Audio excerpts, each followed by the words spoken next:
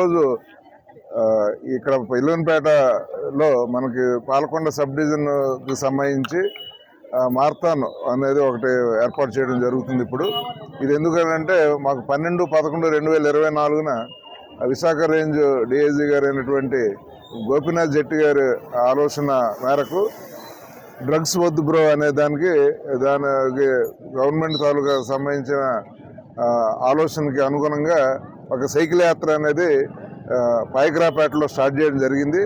అది ఈరోజు శ్రీకాకుళం జిల్లా ఇచ్చాపురంలో క్లోజింగ్ జరుగుతుంది. కాబట్టి అందులో భాగంగా వాళ్ళకు సపోర్ట్గా ఇక్కడ కూడా మా సబ్ డివిజన్ తరఫున ఒక మారథాన్ అనేది మేము ఏర్పాటు చేయడం జరుగుతుంది.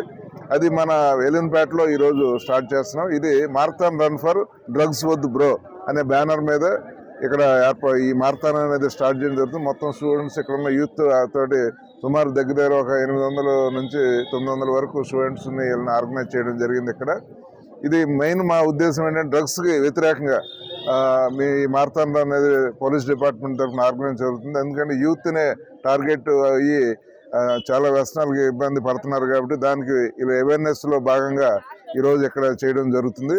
అది అందరూ కూడా మా సబ్ డివిజన్లో ఉన్న సిఎస్ అందరూ కూడా ఇక్కడికి రావడం జరిగింది. ఇదంతా కూడా ఈ సక్సెస్ చేసి ఈ ప్రజలకు కానీ యూత్కి కానీ ఒక మెసేజ్ ఇవ్వాలనే ఉద్దేశంతో ఇక్కడ ఏర్పాటు చేయడం జరిగింది.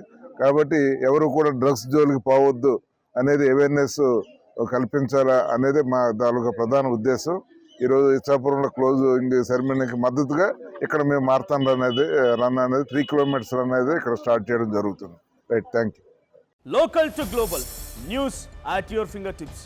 మీ చేతిలో ఒక ఆయుధం. Download Raw TV app. Media legend Ravi Prakash is back.